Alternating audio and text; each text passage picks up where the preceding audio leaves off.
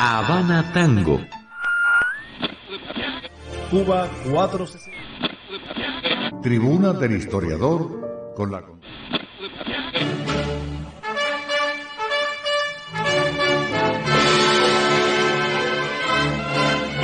Desde el Centro Histórico, transmite Habana Radio.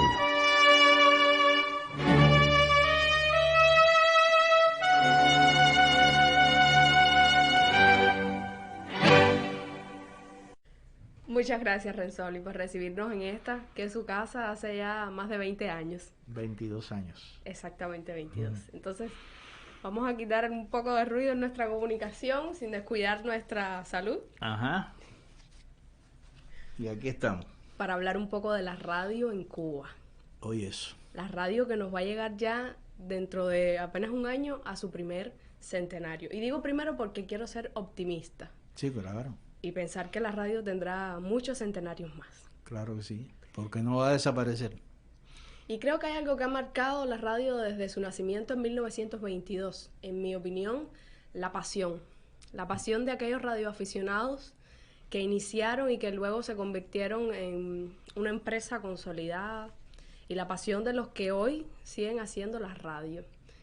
Pero inevitablemente ha pasado de generación en generación y los retos de hoy son diferentes. ¿Cómo enamorar, Renzoli, a los jóvenes de nuestra radio? Bueno, eso es una tesis que está por elaborar, aunque hay siempre sus intentos, ¿no?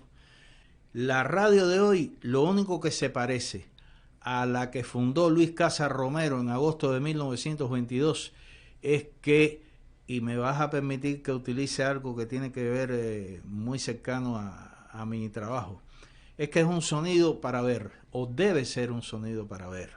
Tiene que saber los sentimientos de la juventud, tiene que saber cómo habla la juventud, qué escucha la juventud, cuáles son los modismos, cuáles son las modas de la juventud. Tiene que estar en la onda y sencillamente adecuarse a los intereses de la juventud, que para nada quiere decir vulgaridad, quiere decir populismo, nada de eso, porque se comete, a veces creo que se comete un error conceptual, que es comparar la juventud con lo ligero, con lo chabacano, y eso es error. Ahí entra también una función de la radio y de nuestros medios en general. La educativa. La función educativa. Exacto, la función didáctica, enseñar, no con mandarriazo, ni siquiera utilizando un lenguaje hueco que no conduce a nada, que no significa nada. Fíjate si es grande la radio, no solamente que no desaparece, sino que es maga. La radio es maga, porque se cambia de vestidura cuantas veces haga falta. Entonces, la radio se adapta a la misión que tenga.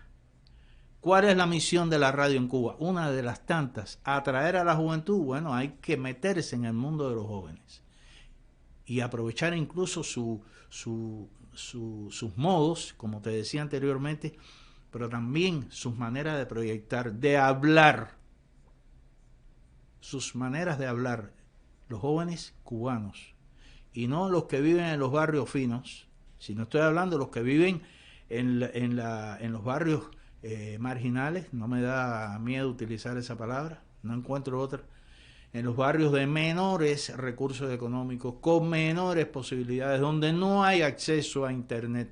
Porque por eso razones también somos todos nosotros. Conocidas. Ajá. Eso también somos nosotros y es parte de la autenticidad de la que también usted habla como una característica fundamental que debe tener la radio. Sí, sí. Hay un principio que es fundamental. La radio no puede dejar de ser popular. Así nació. Así nació. ¿Comprende? Lo que sucede es que ha cambiado la imagen de aquellas, o sea, la abuelita tejiendo en su comadrita, pegada a radio bombillo. No, como imagen es de museo, pero el concepto sigue siendo el mismo. ¿Por qué? Porque la radio tiene que llamar la atención. Un programa de radio tiene que llamar la atención. Para eso no hay fórmula. Para eso cada realizador, cada guionista cada ente que genere ideas tiene que arreglárselas para tratar de llamar la atención. ¿Cómo se las ha arreglado usted? Porque ha tratado temas difíciles, temas incluso históricos que a veces, sobre todo para las nuevas generaciones, podrían verse como algo fuera de moda, algo que ya sucedió y de lo que no queremos volver a hablar. Mira, hay algo que yo estoy convencido de algo y no estoy descubriendo el agua tibia. Hay que saber contar una historia. Contar una historia no necesariamente tiene que ser había una vez, no. Tú puedes decirlo así y tal vez llame la atención porque todo está en el cómo tú lo hagas. Ahí es donde está el secreto. El cómo. ¿Cómo tú logras llamar la atención? ¿Cómo tú logras ser, sobre todo en Cuba, no sé en Japón cómo será, sobre todo en Cuba, no caer pesado? Oye, qué clase de muela, eso no hay quien se lo dispare. No. Ese juego se pierde. Siempre que haya alguien joven o no tan joven que piensa así. Es saber contar algo. Y en Cuba se puede ser de todo menos pesado. ¿Entiendes? Entonces, las historias más escabrosas y los temas más candentes se pueden tratar todos desde una perspectiva cubana, asequible. Se puede hablar de todo. Y yo mismo me lo he demostrado. Yo he tenido el privilegio y el gusto, lo digo así a boca llena. A lo largo de los años en mis programas de radio yo he hablado de lo que quiera hablar. ¿Dónde está el problema? El problema no está en lo que tú hables, sino en saber en qué equipo tú juegas, que esa es otra historia. Hay que saber en qué equipo tú juegas. Si tú juegas en el equipo Cuba y tú quieres que Cuba gane, las cosas que tú digas, por duras que sean, tienen que ser para que Cuba gane. No para echar a pelear a la gente, ni para formar cizalla, ni chisme, ni brete. No. En primer lugar, tienes que tener una seguridad en los temas que tú vas a hablar. Como se dice en mi barrio, no hablar bobería ni hablar basura. Hablar con base. Tener fuentes confiables y seguras. Y sobre esa base tú puedes incluso disentir con todo el respeto y sobre todo utilizando elementos sólidos que demuestren que tú como periodista dominas el contenido y que no hay quien te haga cuento. Sobre esa base se puede discutir y se pueden alcanzar grandes audiencias porque le das participación a la gente. La radio cubana es una escuela del oficio, no solamente para los cubanos, sino para Latinoamérica. Y Cuba, además, al ser un país de los primeros de América Latina en tener radio, pues entonces pudo, yo creo que hacer más aportes. Y en tener culebrones. Sí, a eso iba. El nacimiento de la radionovela en Cuba. Félix Becainet, ¿cuántos aportes han nacido desde la radio cubana para la radio universal? Exacto. Y esas cosas hay que decírselas a la juventud. A los jóvenes de hoy, de alguna manera, hay que hacerles entender que eso empezó en Cuba. Todo eso empezó en Cuba. Los programas de participación popular, tanto en la radio como en la televisión, en Latinoamérica, Cuba tuvo una sede muy importante, con la presencia de conductores de agradable memoria como José Antonio Cepero Brito, como Germán Pinelli, como Consuelito Vidal. Toda esa gente fueron pioneros, ¿entiendes? Algo sobre lo que usted ha hecho hincapié en varias ocasiones, y es la relación contenido-continente, o sea, lo que decimos, cómo lo decimos, y el estar cerca de nuestras agendas públicas, construir la agenda de un medio a partir de lo que piensa y necesita saber la gente, o de lo que necesita opinar la gente. Yo creo que a veces nos ponemos mucho como emisores y no entendemos que el proceso de comunicación necesita una retroalimentación. En su caso, ¿cómo ha visto usted los resultados de esa retroalimentación con el público, con la escucha? Hace algún tiempo que estoy desligado de lo que es el mundo informativo. Pero yo recuerdo haber tenido una experiencia muy bonita en los años 80 en un noticiero que existió en Radio Rebelde que se llamó Exclusivo de Rebelde. Consistía en eso, era un toma y daca, era estar constantemente tomando el pulso de lo que estaba pasando en la calle, de lo que estaba pasando en la sociedad, y dar participación a los causantes y a los que recibían los beneficios o no de determinado problema que existiera, y llevar a la gente a la confrontación sana, a la búsqueda de una explicación con el único objetivo de resolver el problema o los problemas que existan. Si tú me preguntas, yo digo que para mí, en mi apreciación personal, yo creo que ese tipo de práctica ha descendido bastante. Es una práctica que yo pienso que debiera y tiene, y más en esta situación histórica que estamos viviendo, tiene que despertar y tiene que volver a la actualidad, tiene que rescatarse, como suele decirse en estos casos. Usted mencionaba que en los últimos años ha estado muy ligado a un tipo de producción menos informativa, más musical. ¿Qué rol usted le otorga a la radio cubana en la defensa del patrimonio cubano, musical, arquitectónico, de todo tipo? El patrimonio cubano del cual también la radio forma parte. Es un papel, yo diría que decisivo, porque la radio es el compañerito electrónico más cercano que tenemos, a pesar de que no se venden en las tiendas. La radio es la compañía. Entonces, por ser el medio de más fácil acceso, desde el punto de vista físico, de tenerlo, mira, tú lo tienes ahora aquí en el celular, un radio. Y también desde el punto de vista del contenido llega fácil. Es el que impone la moda. La radio impone gustos.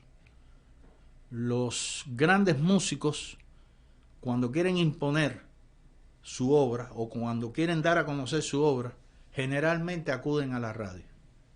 Los medios de comunicación o de difusión están estructurados como el mecanismo de un reloj.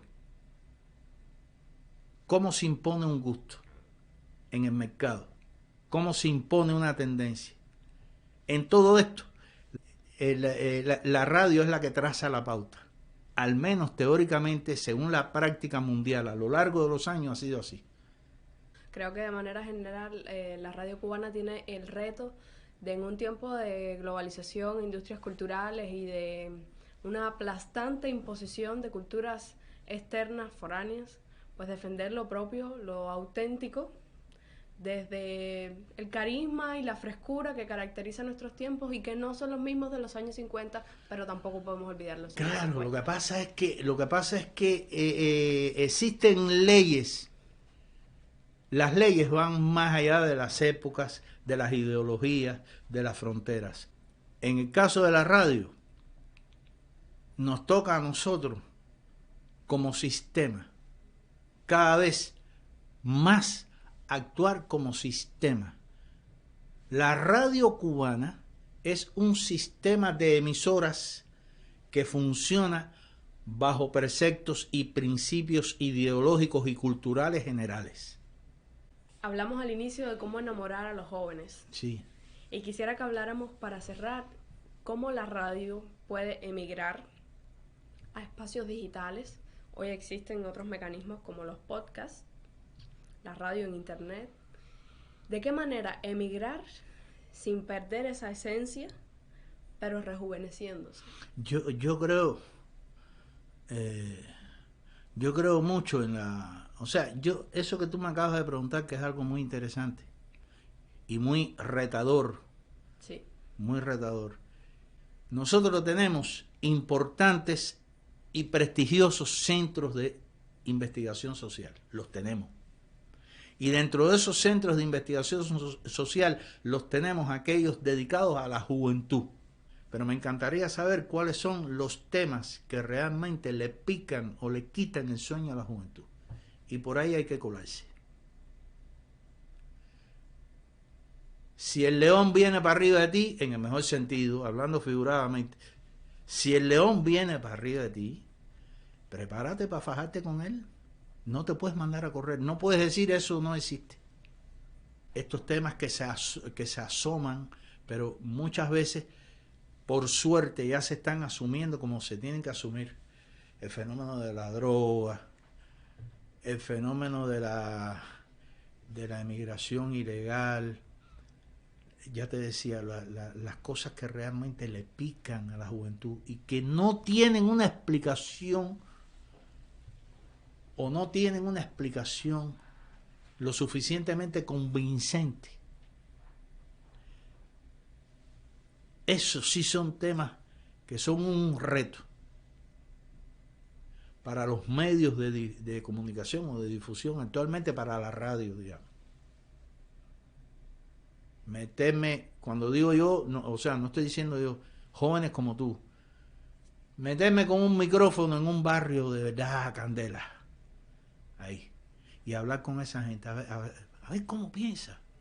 En la medida que nosotros nos metamos como radio, como investigación, como periodismo proactivo, creo que se le dice ahora, en el pellejo de esos seres humanos, porque son seres humanos, y que si volvieron sus actitudes hacia esos campos es porque alguna condicionante social tuvieron, ya sea familias disfuncionales, o que el padre se mató, o la madre se ahorcó, o está presa, esas tragedias humanas que nunca han dejado de existir. Entonces, sí, yo creo que vamos a estar haciendo, según mi criterio, una radio que pueda atraer, y sobre todo cuando ellos se escuchen. Eso no es ir en contra de nada. Eso es fotografiar tu país, rostros de Cuba. Ahora, ¿cómo? No, eso te lo da un poquitico, te lo da la escuela. Lo otro te lo da el talento. Y después cuando tú llegas a la redacción, que se... No, pero yo no puedo publicar eso. Y fajarte con el tipo, con la gente, ¿cómo que no? Y vamos donde tú quieres, y vamos a discutir. Hay que dar la buena batalla, porque sí, la radio cubana se parezca cada vez más a Cuba. Así mismo es. Yo tengo un amigo que hace muchos años hizo un documental. Él se fue a vivir a España y por suerte se repatrió ahora. Él hizo un documental cuando aquí a lo que después popularmente se le llamaron jineteras y jineteros, se le decían fleteras.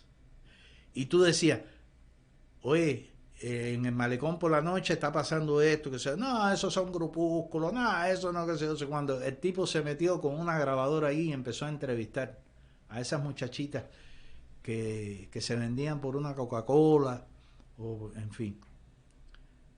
Y yo te puedo decir, el día que él, Rafael Serrano se llama, el día que él me enseñó esa grabación, a mí se me aguaron los ojos. ¿Tú sabes por qué? Porque en cada muchachita de esas que él entrevistó, yo veía a la que podía ser mi hija. Y era algo así como para empezar a temblar las cosas que decían esas niñas. De una humanidad tan profunda que infundían lástima. Yo creo que de manera general, si no solo los periodistas, si todos desde nuestros puestos miráramos al otro como si fueran nuestros hijos y entendiéramos o pretendiéramos entender sus problemas, sus conflictos y sus profundidades, ese mundo mejor que tanto soñamos es posible. Claro, además uno de los secretos a mi juicio está en que hay que darle la voz a todos. Lo que pasa es que a veces sucede que vamos a ver quién tira la primera piedra, pero el día que suceda lo primero, convincente, bonito, artísticamente bien hecho, yo creo que la radio habrá dado un paso fenomenal en este tiempo. Gracias. Radio Cubana. Sonido para ver.